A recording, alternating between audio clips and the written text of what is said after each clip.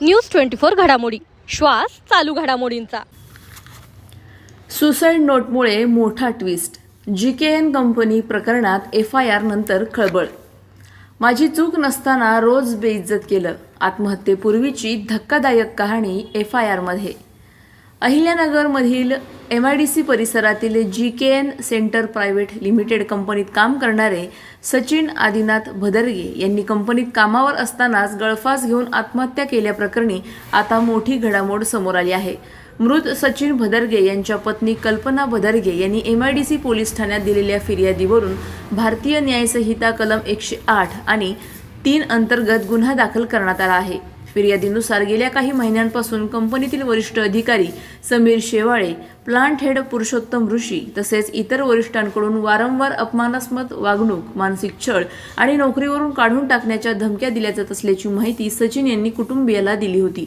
तसेच अहमदनगर वर्कर्स युनियनचे general secretary Babasaheb निमळ आणि उपाध्यक्ष विठ्ठल हंडोरे यांच्याकडेही हा त्रास मांडला होता, मात्र कोणतीही मदत मिळाली नसल्याचा आरोप फिर्यादीत करण्यात आला आहे। आत्महत्येनंतर सापडलेल्या कथित चिठ्ठीतही कंपनीतील मानसिक छळ आणि वारंवार होणाऱ्या अपमानाचा उल्लेख असल्याचा दावा फिर्यादीत करण्यात आला आहे।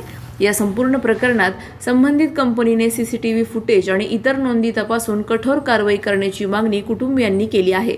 दरम्यान पीडित कुटुंबियांनी पोलीस प्रशासनाकडे न्याय मिळावा अशी विनंती करत कंपनीकडून त्यांना खोट्या गुन्ह्यात अडकवण्याचा प्रयत्न होत असल्याचाही गंभीर आरोप केला आहे। तसेच योग्य न्याय न मिळाल्यास पोलीस अधीक्षक कार्यालयासमोर उपोषणाला बसण्याचा इशाराही त्यांनी दिला आहे।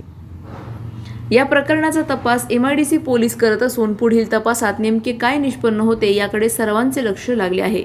प्रतिनिधी स्वामी गोसावी, न्यूज 24 घडामोडी, अहिल्यानगर। चंद्रकांत खंडुतवले, राहणार निर्मल नगर, पाईपलाईन रोड। तसेच माझी बहीण कल्पना सचिन आदिनाथ भदरगे, माऊली मंदिर, संचारनगर, पाईपलाईन रोड। तिचे मिस्टर सचिन आदिनाथ भदरगे हे गेल्या 30 वर्षापासून GKN कंपनी MIDC येथे कामाला होते। त्यांना त्या ठिकाणी वारंवार शारीरिक मानसिक त्रास दिला जात होता। हा त्रास निर्मळ, हंडोरे, पुरुषोत्तम ऋषी, समीर शेवाळे ह्या लोकांनी त्रास दिलेला आहे। त्याबद्दल त्यांनी तसेच विठ्ठल हंडोरे यांनी पण त्रास दिलेला आहे। याबद्दल त्यांनी आमच्या बहिणीला कल्पना दिली होती व मला पण त्याबद्दल त्यांनी सांगितलेलं होतं।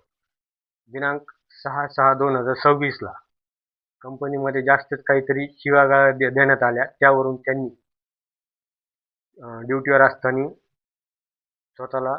स्वतःच्या हस्ताक्षरामध्ये चिठ्ठी लिहून स्वतः फाशी लावून घेतलेली आहे। तरी पोलीस प्रशासनाने याबद्दल योग्य ती कारवाई करून आम्हाला योग्य तो न्याय देण्यात यावा।